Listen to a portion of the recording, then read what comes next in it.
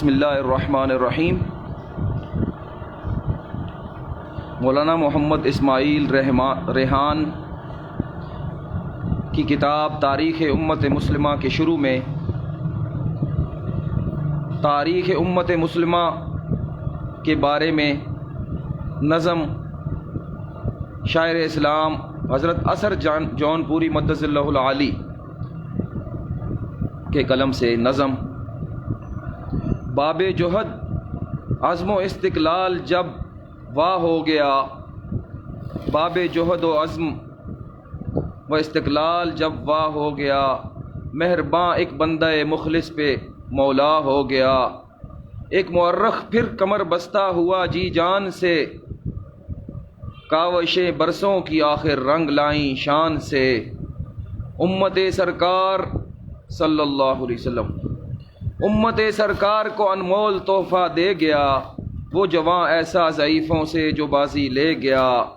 رہ گئے حیران خود کرتاس و خامہ کیا لکھوں، پا گیا انجام ایسا کارنامہ کیا کہوں۔ فکر کی پرواز پہنچی رفعت مریخ پر، جب قلم اس نے اٹھایا طائر تاریخ پر۔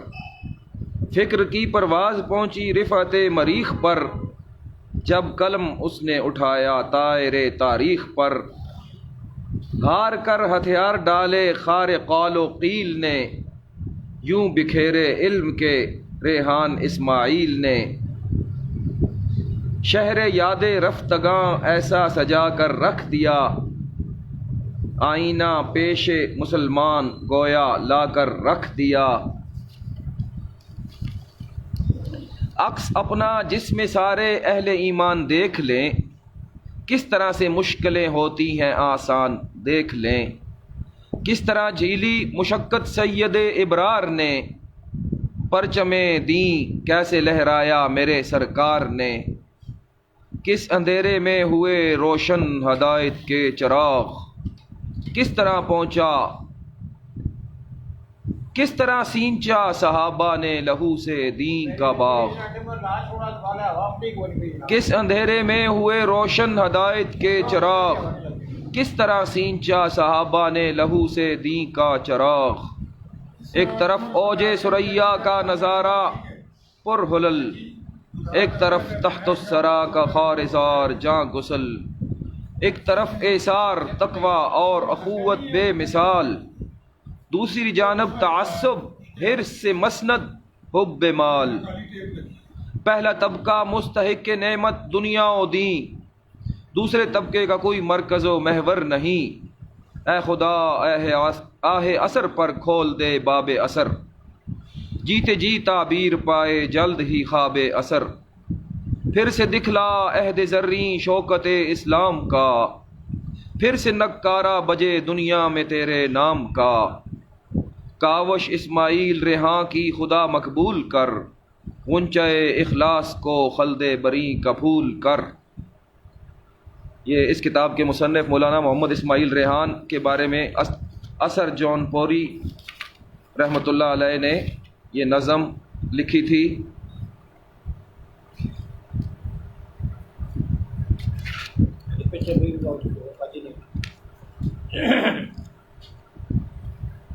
اس کتاب کا آغاز، اس کتاب کے بارے میں ضروری باتیں، تاریخ امت مسلمہ کی خصوصیات ایک نگاہ میں، سیرت نبویہ اور سیرت صحابہ کے بارے میں ناقابل اعتماد مواد سے پاک، حضرت آدم علیہ السلام سے دور حاضر تک اولین مفصل اردو تاریخ۔ حصہ اول میں علم تاریخ کے تعارف و مبادیات پر مشتمل مقدمہ، حصہ دوم میں تاریخ کی تحقیق و تنقیح کے قواعد و ضوابط پر مشتمل رسالہ، تاریخی روایات کی اصول محدثین کے مطابق تحقیق و تنقیح، مغازی اور مشاجرات کی روایات پر اساتذہ و طلبہ و حدیث کے لیے نہایت مفید تشریحی مباحث، علم رجال کی روشنی میں روایات کی اسناد کا جائزہ اور رجال کی ابحاث، اہل سنت والجماعت کے اجماعی عقائد نظریات کی تائید میں موقع بموقع مضبوط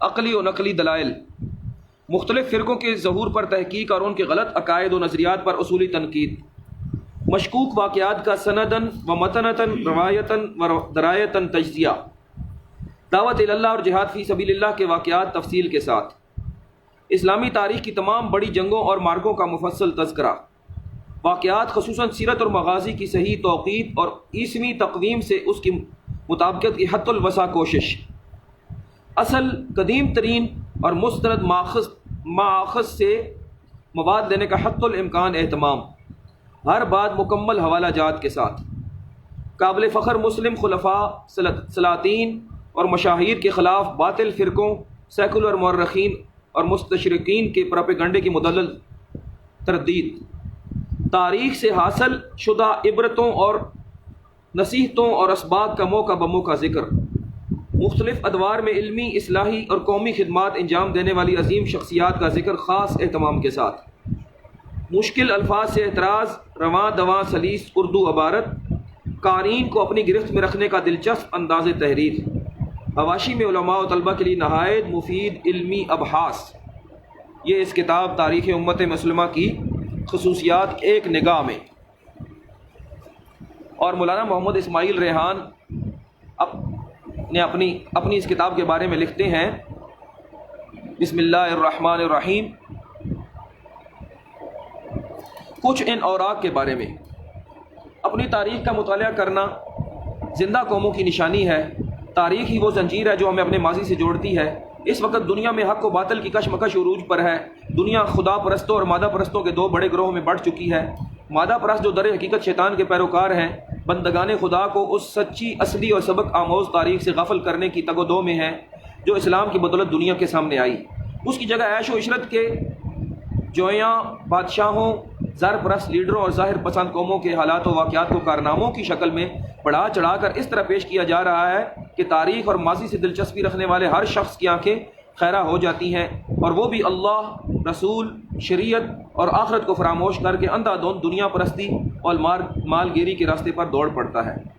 تاریخ کو مسخ کرنے کی یہ سازشیں مستشرقین، دانشوران فرنگ اور ان کے مشرقی تلامذہ کے توسط سے تقریباً 2 صدیوں سے پورے زور و شور سے جاری ہیں۔ ادھر مسلمانوں کا یہ حال ہے کہ ان کی اکثریت اپنے تاریخ سے مطلقاً غافل ہے۔ ناخواندہ افراد کا تو کہنا ہی کیا ہے، اچھے خاصے تعلیم یافتہ لوگ بھی تاریخ سے واقف نہیں۔ بس ایسے حالات میں اللہ کے بندوں کے لیے ضروری ہے کہ مسلمانوں کی اصل تاریخ کو سامنے لائیں، ان پر لازم ہے وہ سچائی کو دنیا تک پہنچائیں، حقائق کو مسخ کرنے کی کوششیں ناکام بنانے کے لیے اپنی تمام تر صلاحیتیں بروئے کار لے آئیں۔ گزشتہ 17-18 سالوں سے روزنامہ اسلام اور ہفت روزہ ضرب مومن سمیت مختلف اخبارات و جرائد میں تاریخ کے موضوعات پر لکھتا رہا ہوں۔ ملک کے مختلف تعلیمی اداروں اور علمی و فکری پروگراموں میں اسلامی تاریخ کے متنوع پہلوؤں پر گفتگو کا موقع بھی ملا ہے۔ اس دوران مجھ سے براہ راست بذریعہ فون اور ڈاک یا ای میلز کے ذریعے جو سوال سب سے زیادہ پوچھا گیا وہ یہ ہے، تاریخ اسلام کا مطالعہ کس کتاب سے کیا جائے، یا کوئی ایک کتاب بتائیے جس میں آج تک یہ مکمل اسلامی تاریخ مل جائے۔ اس سوال کا جواب دینے میں ہمیشہ مجھے بڑی مشکل پیش آتی ہے۔ وجہ یہ ہے کہ اس وقت مارکیٹ میں ایسی کوئی کتاب دستیاب نہیں جس میں دور حاضر تک کے مسلمانوں کی تاریخ کو ایک جگہ جمع کر دیا گیا ہو۔ نیز جو کتب موجود ہیں ان میں ایک باب تاریخی اغلاظ سے ملوث ہے، کسی میں کم کسی میں زیادہ، مگر یہ کمزوری ہے ضرور۔ یہ کمزوری سیرت طیبہ اور صحابہ کرام کی تاریخ سے متعلق ہے۔ سیرت کے بارے میں ایسے متعدد مشہور واقعات جو تحقیقی معیار سے ساقط ہیں ان تواریخ میں شامل ہیں۔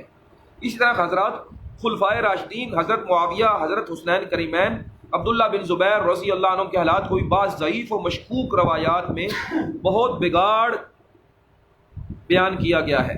کما حق تحقیق نہ کیے جانے کے باعث ایسی غلط روایات کا خاصا حصہ تاریخ میں شامل چلا آ رہا ہے۔ اس المیہ کی ایک بڑی وجہ وہ عربی و فارسی تواریخ ہیں جو اسلامی خلافت کے زوال اور اہل علم میں تحقیقی مادہ کم ہونے کے بعد منظر عام پر آئیں، جن میں اسناد حذف کر دی گئیں، جبکہ انداز دلچسپ ہے۔ اس بنا پر وہ زیادہ مقبول ہو گئیں۔ استعمار کے غلبے کے دوران یورپی زبانوں میں مسلم دنیا کی تواریخ کا سلسلہ شروع ہوا تو اسی مواد کو من و عن لے لیا گیا۔ اکثر اردو اور انگریزی تاریخیں اسی قسم کی ہیں، یعنی ترجمہ ہے، تحقیق نہیں ہے، بلکہ بعض مورخین نے ترجمے کے ساتھ ایسے متعصبانہ تبصروں سے بھی گریز نہیں کیا جو اسلامی تاریخ کے روشن ادوار کو داغدار بنا دیتے ہیں۔ اس کے علاوہ مسلم خلفاء اور سلاطین میں بہت سی قابل فخر شخصیات کو مروجہ تاریخوں میں بے رحم، حریص اور ظالم حکمرانوں کے طور پر متعارف کرایا گیا ہے جو حقائق کے بالکل خلاف ہے۔ مجموعی طور پر تاریخ اسلام کی مروجہ کتب میں 4 بڑی کمزوریاں ہیں۔ اکثر کتب سیرت نبوی سے دور بنو عباس تک کے حالات پر مشتمل ہے، اس سے آگے نہیں بڑھ پاتی۔ بعض کتب ترک عثمانی خلافت کے خاتمے تک ہیں، مگر اس زمانے کو بھی اب لگ بھگ 1 صدی ہو گئی ہے۔ اردو میں دور حاضر تک یکجا تاریخ ڈھونڈے نہیں ملتی۔ ضرورت ہے کہ موجودہ تاریخ تک ساتھ دینے والی تاریخ کو مرتب کی جائے۔ یہ کتابیں مشکوک مواد سے آلودہ ہیں، اگرچہ اردو میں 2 کتب معیار کے لحاظ سے نسبتاً بہتر ہیں۔ 2 کتب، ایک تاریخ اسلام شاہ معین الدین ندوی کی، دوسری تاریخ ملت۔ ان کتب میں معلومات کا جو قابل قدر سرمایہ ملتا ہے وہ اپنی جگہ نہایت قیمتی ہے، مگر ان میں یہ کمزوری بہرحال موجود ہے کہ سیرت اور دور صحابہ کی تاریخی روایات کو اہتمام سے نہیں دیکھا گیا اور مشکوک روایتوں کی اسناد کو جانچنے کی کوشش نہیں کی گئی۔ اس کا نتیجہ یہ نکلا کہ سیرت مطہرہ اور کردار صحابہ کے متعلق کئی بے سر و پا روایات ان کا حصہ بن گئی۔ اسی طرح بنو امیہ، بنو عباس اور بعد کے مسلم سلاطین کے بارے میں بھی کچھ مشکوک مواد ان کتب کا حصہ ہے۔ بس اپنی افادیت کے باوجود ان کتب کے بعض مقامات تحقیق کے لحاظ سے غیر معیاری ہیں۔ اکبر شاہ نجیب آبادی کی تاریخ اسلام بھی بہت مشہور ہے، مگر یہ تمام کمزوریاں اس میں بھی ہیں۔ پھر اس میں کوئی حوالہ سرے سے نہیں دیا گیا جو بہت بڑی خامی ہے۔ ان کتب کی زبان پرانی اور عام کاری کے لیے بوجھل ہو گئی ہے، نیز ان میں بعض ایسی تفصیلات ہیں جو دور حاضر کے لحاظ سے غیر ضروری ہیں۔ یہ کتب دور جدید کے آدمی کی تسلی کے لیے کافی نہیں۔ ان کے مطالعے سے ان بیشتر شکوک کا ازالہ نہیں ہوتا جو نسل نو کے ذہن میں پیدا ہو چکے ہیں، بلکہ اس کا امکان ہے کہ یہ تواریخ پڑھ کر ایسے شبہات میں اضافہ ہو جائے۔ اس طرح وہ تفاصیل ان تاریخی کتب میں مذکور نہیں جن کی ایک عام انسان اور ایک مسلمان کو ضرورت ہے، جنہیں پڑھ کر وہ عبرت و نصیحت حاصل کر سکتا ہے۔ اس صورتحال میں بہت مشکل ہے کسی کو یہ کہا جائے آپ فلاں تاریخ کا بلا تردد مطالعہ کر لیں کہ وہ مکمل اور ہر لحاظ سے مستند ہے۔ دوسری طرف دور حاضر میں جیسے جیسے اسلامی تحریکوں، تنظیموں اور دینی مدارس و مکاتب کی محنت سے نوجوان طبقہ بڑی تعداد میں دین کی طرف راغب ہو رہا ہے، وہاں ان میں اپنی تاریخ سے دلچسپی بھی بڑھ رہی ہے۔ ان نوجوانوں میں دینی مدارس کے طلبہ کے علاوہ کالج اور یونیورسٹی کے طلبہ و طالبات بھی شامل ہوتے ہیں جو اس سلسلے میں کسی صحیح رہنمائی سے محروم ہونے کی وجہ سے پریشان ہوتے ہیں۔ یہ سب پوچھتے ہیں ہم اپنی تاریخ کا مطالعہ کہاں اور کیسے کریں؟ علماء کرام یا عربی دان طلبہ کو میرا مشورہ یہ ہوتا ہے کہ وہ تاریخ ابن خلدون یا البدایہ والنہایہ کا مطالعہ کر لیں، کیونکہ یہ ایسے خرخشوں سے بڑی حد تک پاک ہے، تاہم بعض کمزوریاں ان میں بھی ہیں۔ اردو دان نوجوانوں کو میں یہ مشورہ دیتا ہوں آپ تاریخ ملت یا تاریخ اسلام شاہ معین الدین ندوی کا مطالعہ کریں، مگر سیرت نبوی یا دور صحابہ سے متعلق جو بات مشکوک یا عجیب لگے اسے نوٹ کر کے علماء کرام سے اس کی حقیقت پوچھ لیں، یا ہمارے اکابر نے سیرت النبی اور صحابہ کی سیرت پر جو الگ الگ کتابیں لکھی ہیں ان کا مطالعہ کر لیں۔ تاہم میرے نزدیک یہ ضرورت اہمیت اختیار کرتی گئی، ہمارا کوئی ادارہ از سر نو اپنی تاریخ کو مرتب کرنے کا عظیم کام کا بیڑا اٹھائے، ایسی تاریخ پیش کرے جو خلاف تحقیق مواد سے پاک، باحوالہ اور معتبر ہو، جسے ہر کوئی پڑھ سکے اور فائدہ اٹھا سکے، اور جو دور حاضر کے حالات تک مکمل بھی ہو۔ سالیہ سال اس انتظار میں گزر گئے، کوئی ادارہ یہ کام شروع کرے۔ میں خود اس دوران سلطان جلال الدین اور سلطان صلاح الدین ایوبی پر کام کر رہا تھا، اس لیے اس موضوع پر الگ سے کام کرنے کا وقت نہیں نکال سکا۔ پھر صحافتی اور تدریسی ذمہ داریاں بھی سر پر تھیں، جبکہ یہ محاذ ایسا تھا کہ اس کے لیے تمام کاموں سے فارغ ہو کر دن میں کم از کم 8-10 گھنٹے کتب کے سمندر میں ڈوبنا، کئی سال تک بلا ناغہ کام کرنا ضروری تھا۔ کئی سال گزر گئے، اس دوران اہل علم سے اس کام کی ضرورت پر گفتگو ہوتی رہی، سبھی بھرپور تائید کرتے رہے تھے کہ یہ کام ہونا چاہیے، مگر اس کام کو شروع کرنے کی راہیں کھل نہ پائیں۔ دراصل مالک حقیقی نے ہر کام کے آغاز و انتہا کا ایک وقت مقرر کر دیا ہے۔ انسان لاکھ چاہے مگر جب تک اس کا حکم نہ ہو ہمارے ارادوں میں جان نہیں پڑتی اور خوابوں کو تعبیر نہیں ملتی۔ جب میں شیر خوارزم کی تصحیح اور سلطان صلاح الدین ایوبی کے مسودے پر کام سے فارغ ہوا تو سوچ بچار اور مشوروں کے بعد اللہ پر توکل کر کے خود اس کام کے لیے کمر کس لی، کیونکہ میرے دل میں اس کام کا تقاضا اتنا شدید تھا، دیگر کام میری نظر میں ثانوی حیثیت اختیار کر گئے تھے۔ مجھے یہ کام نہ کرنے کی صورت میں اخروی باز پرس کا خدشہ تھا، اپنے معاشرے خصوصاً تعلیم یافتہ طبقے کو سینکڑوں تاریخی ابحاث میں غلط فہمی میں مبتلا دیکھنے کے بعد مجھ پر یقیناً لازم تھا کہ صحیح تاریخ سامنے لانے کی کوشش کروں۔ یہ قومی ہمدردی اور دینی ذمہ داری کا تقاضا تھا جسے نظر انداز نہیں کیا جا سکتا تھا۔ موت کا کوئی وقت مقرر نہیں، خدشہ تھا کہ جلد کام شروع نہ کیا گیا تو شاید کہیں مہلت عمر تمام نہ ہو جائے۔ اپنے بزرگوں، اساتذہ اور اکابر سے اس عزم کا اظہار کیا تو سب نے حوصلہ افزائی کی اور دعائیں دی۔ اس کام کے لیے جس فراغت کی ضرورت تھی اللہ کی طرف سے اس کے سامان پیدا ہوتے گئے۔ رب العزت کی طرف سے اس کام کے آغاز کا وقت آیا تو اس نے میرے مخلص اور قدیم دوست مولانا محمد الطاف میمن کو میرا ہم فکر کر دیا۔ جامعہ مہد الخلیل الاسلامی میں دورے طالب علمی سے ان سے تعلق چلا آ رہا ہے۔ جامعۃ الرشید کراچی میں تدریسی خدمات کے دوران بھی ہم ساتھ رہے۔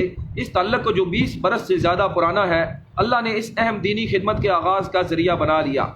ایسے احباب کی معاونت اور اساتذہ و اکابر کی دعاؤں کے ساتھ 1433 ہجری یعنی 2011 میں راکم نے اللہ کا نام لے کر اس مضمون پر قلم اٹھایا۔ میرے سامنے اب 1500 سال کی تاریخ تھی جس میں مجھے غوطہ زن ہونا تھا۔ سینکڑوں کتب، لاکھوں صفحات پر مشتمل مواد سے عبارتیں چننا تھیں اور اردو میں ڈھال کر بہترین ترتیب سے قارئین کے لیے پیش کرنا تھا۔ جب تک میں کراچی میں تھا اس کام کے لیے روزنامہ اسلام میں خواتین کا اسلام کے مدیر مسئول کی ذمہ داریاں بھی ادا کرتا رہا۔ اس کے ساتھ ساتھ جامعۃ الرشید احسن آباد کراچی میں تدریسی خدمات بھی جاری تھی۔ اس کے باوجود میں اس کام کے لیے یومیہ 4 تا 5 گھنٹے نکالتا تھا۔ تاہم کراچی کی ناسازگار آب و ہوا میں میری صحت مسلسل گرتی جا رہی تھی۔ مجھے خدشہ تھا کہیں یہ کام مکمل ہونے سے پہلے یہ اعصاب جواب دے جائیں۔ آخر فروری 2013 میں صحت کی خرابی، شہر کے ہنگامہ خیز ماحول اور کچھ دیگر عوارض کی وجہ سے میں نے پنجاب منتقل ہونے کا فیصلہ کیا۔ یہاں آ کر پرسکون ماحول میں صحت بہتر ہوئی، کام پوری یکسوئی سے ہوا، روزانہ 8 سے 12 گھنٹے کام کا معمول بن گیا۔ دعا کریں اللہ تعالیٰ صحت و عافیت کے ساتھ اس کی تکمیل کی توفیق دے۔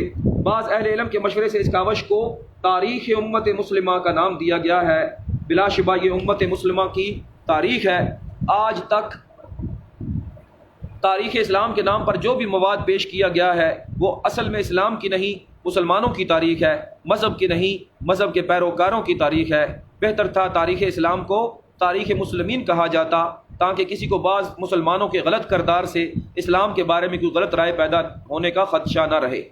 مگر اب یہ اصطلاح ایسی رائج ہو گئی ہے، اسے ترک یا تبدیل کرنا غالباً بہت مشکل ہے۔ بہرحال ہم نے اسی نقطے کو مد نظر رکھتے ہوئے اسے تاریخ امت مسلمہ کا نام دیا۔ تاریخ امت مسلمہ 6 حصوں پر محیط ہوگی جن کی ترتیب یہ ہے۔ پہلا حصہ علم تاریخ کی تعارف اور مبادیات پر مشتمل 1 رسالے اور 5 ابواب پر مشتمل ہے۔ پہلا باب انبیاء سابقین علیہ السلام، قدیم اقوام اور ما قبل از اسلام دنیا کے حالات سے متعلق ہے۔ دوسرا باب سیرت النبی صلی اللہ علیہ وسلم پر ہے۔ تیسرا باب خلافت راشدہ کی فتوحات اور عروج کے احوال پر مشتمل ہے۔ چوتھا باب خلافت راشدہ کی خصوصیات اور اسلامی طرز حکومت کے قواعد و ضوابط کی وضاحت کرتا ہے۔ پانچواں باب عہد رسالت اور دور خلافت راشدہ کی بعض اہم شخصیات اور اہل بیت کے احوال پر مشتمل ہے۔ دوسرے حصے میں شہادت عثمان بن عفان رضی اللہ عنہ، خلافت علی رضی اللہ عنہ، جنگ جمل و صفین، تحکیم دومت الجندل، ظہور خوارج، سبائی فتنے، شہادت علی رضی اللہ عنہ جیسے موضوعات پر تحقیقی کام کیا گیا ہے۔ نیز اس میں عروج اور فتوحات کے اس دوسرے دور کا احاطہ بھی کیا گیا ہے جو حضرت معاویہ رضی اللہ عنہ کے 20 سالوں میں امت مسلمہ کو نصیب ہوا۔ اسی حصے میں دور یزید بن معاویہ سے خلافت عبداللہ بن زبیر تک کے حالات کی تحقیق کی گئی ہے اور اس دوران پیش آنے والے حوادث و اعلام، سیاسی مناقشات اور خانہ جنگیوں کا پوری احتیاط اور روایات کی مکمل چھان بین کے ساتھ جائزہ لیا گیا ہے۔ آخری باب میں عہد صحابہ سے متعلق شکوک و شبہات کا تفصیلی تجزیہ کیا گیا ہے۔ تیسرے حصے کے پہلے باب میں عبد الملک بن مروان سے لے کر بنو امیہ کی خلافت کے اختتام تک کے حالات ہیں۔ دوسرا باب خلافت بنو عباس کے دور عروج اور زوال سے متعلق ہے۔ تیسرے باب میں خلافت اسلامیہ کے مقابل مختلف فرقوں کی حکومتوں کا ذکر ہے۔ چوتھے حصے میں سلجوقی، ایوبی، خوارزم شاہی، غزنوی، غوری، خلجی، تغلق سلاطین اور مسلم ہسپانیہ کے حالات ہیں۔ پانچویں حصے میں خلافت عثمانیہ، سلطنت مغلیہ، ہندوستان اور استعماری طاقتوں کے تسلط کی سرگزشت ہے۔ چھٹا حصہ تحریکات آزادی اور جدید دنیائے اسلام سے متعلق ہوگا۔ جہاں تک ماخذ کا تعلق ہے تو انبیاء سابقین، سیرت نبوی اور صحابہ کی فتوحات کے حالات جو اس حصے میں پیش خدمت ہے زیادہ تر ذخیرہ حدیث سیرت النبی صلی اللہ علیہ وسلم، سیر صحابہ اور تاریخ کی متداول کتب سے لیے گئے ہیں۔ انبیاء سابقین کے حالات میں ہماری تاریخی اسرائیلی روایات سے بری طرح آلودہ ہے۔ انشاءاللہ اس سے اگلا حصہ جو ہے وہ آپ کی خدمت میں اسی جگہ سے اس کا مطالعہ کیا جائے گا۔ وما علینا الا البلاغ۔